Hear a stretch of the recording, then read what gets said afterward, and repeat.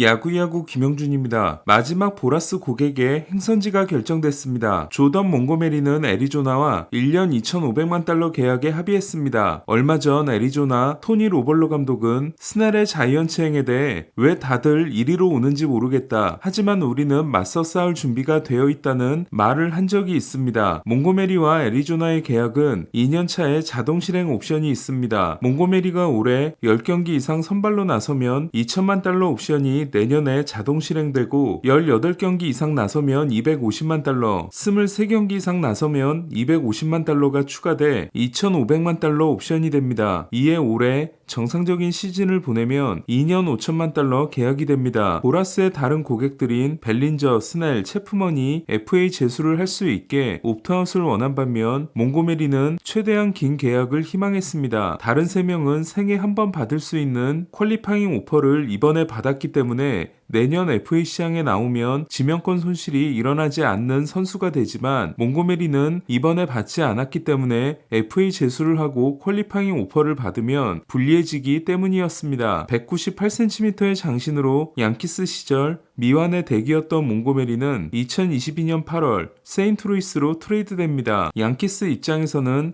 완벽하게 실패한 트레이드였습니다. 양키스는 고향에 온 해리슨 베이더가 펄펄 날기를 기대했지만 베이더는 포스트 시즌에서 반짝했을 뿐 1.5시즌 동안 98경기 승리 기여도 0.8에 그치고 이듬해 시즌이 끝나기도 전에 방출됩니다. 베이더는 올해 매치와 1년 1,050만 달러 계약을 맺었습니다. 반면 몽고메리는 세인트루이스에 있는 동안 32경기 12승 12패 3.31의 대활약을 했고 지난해 시즌 중반 텍사스로 건너가 텍사스의 창단 첫 우승에 결정적인 역할을 합니다. 텍사스는 몽고메리를 잡고 싶었지만 중계권 문제와 사치세 때문에 일찌감치 포기했고 몽고메리의 오프 시즌이 꼬이게 됩니다. 보라스가 책정한 몽고메리의 몸값은 에런 놀라가 필라델피아와 맺은 7년 1억 7,200만 달러였습니다. 몽고메리가 양키스를 나온 후 분위기가 좋다고 하지만 2017년 이후 이닝 2위이자 통산 승리 기여도가 31.6인 놀라와 12.6인 몽고메리를 동일선상에 놓는 건 무리라는 의견이 많았습니다. 1992년 12월생인 몽고메리와 1993년 6월생인 놀라는 2014년 드래프트에서 놀라가 필라델피아의 1라운드 7순위, 몽고메리가 양키스의 4라운드 지명을 받은 드래프트 동기입니다. 몽고메리가 가고 싶어한 팀은 보스턴이었습니다. 의대를 졸업한 부인이 보스턴의 병원에서 레지던트를 시작하면서 보스턴으로 이사했기 때문이었습니다. 하지만 몽고메리가 7년을 요구하면서 보스턴도 영입을 포기했습니다. 얼마 전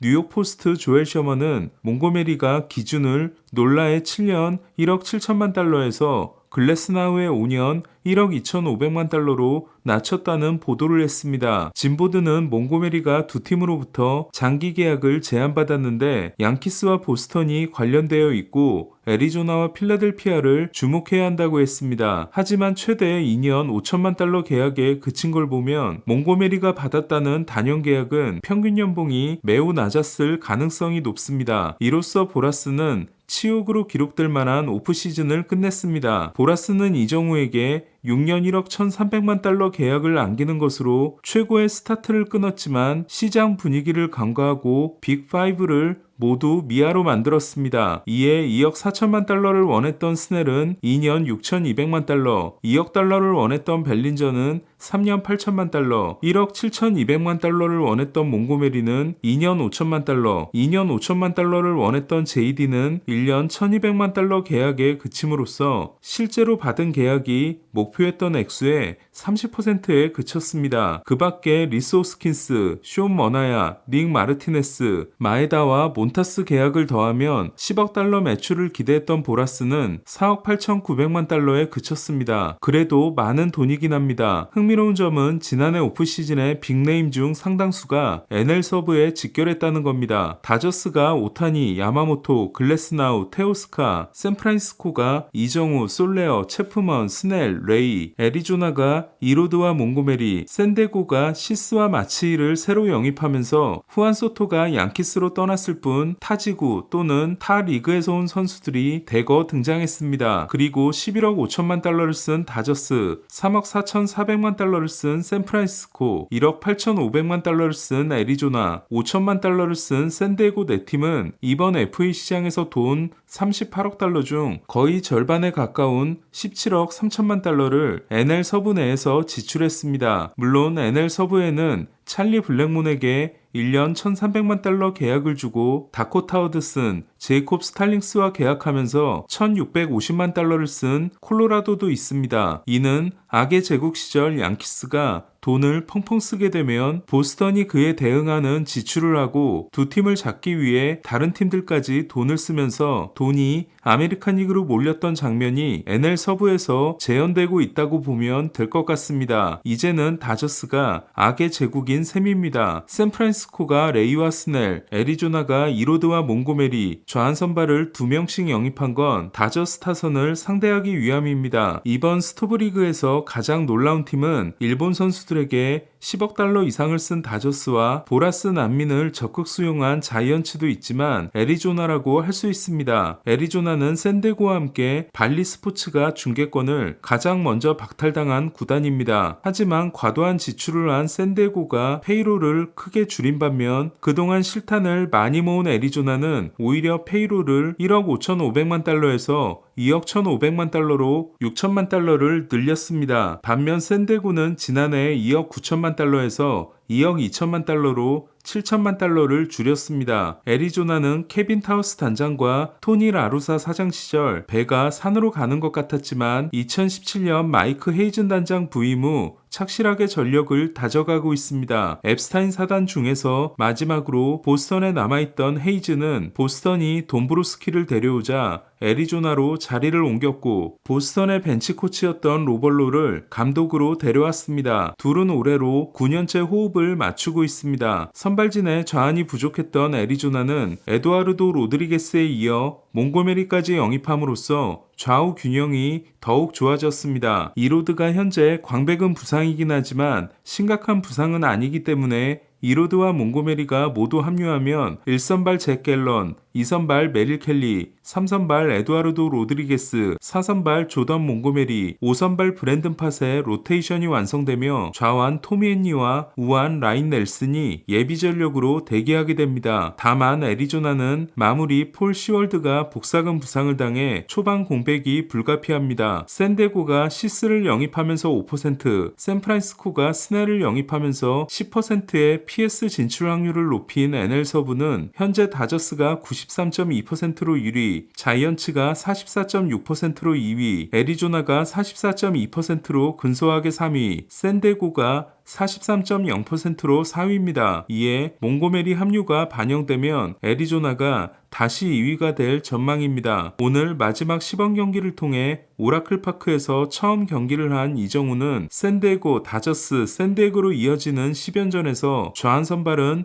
팩스턴 한 명만 만나게 됩니다. 샌디에고와 샌프란시스코의 개막 4연전은 1차전 다르비슈 대 로건 앱, 2차전 머스그로브 대 카일 해리슨, 3차전 딜런 시스 대 조던 익스, 4차전 마이클 킹 대 키튼윈이 예상됩니다. 세인트루이스와 홈 4연전인 다저스는 1차전이 글래스나우 대 마이콜라스, 2차전이 바비 밀러 대 잭 톰슨, 3차전이 야마모토 대 랜스린, 4차전이 게빈 스톤 대 스티븐 매츠입니다. 토미 에드먼과 라스 누빠에 이어 딜런 칼슨까지 부상을 당한 세인트루이스는 미친 스피드를 자랑하는 빅터 스캇을 개막 로스터에 올리기로 했습니다. 반면 오클랜드가 유격수 자원인 다렐 헤르나이스를 선택하면서 박효준은 트리플 A에서 시작하게 됐습니다. 오늘 소식은 여기까지입니다. 야구야구 김영준이었습니다.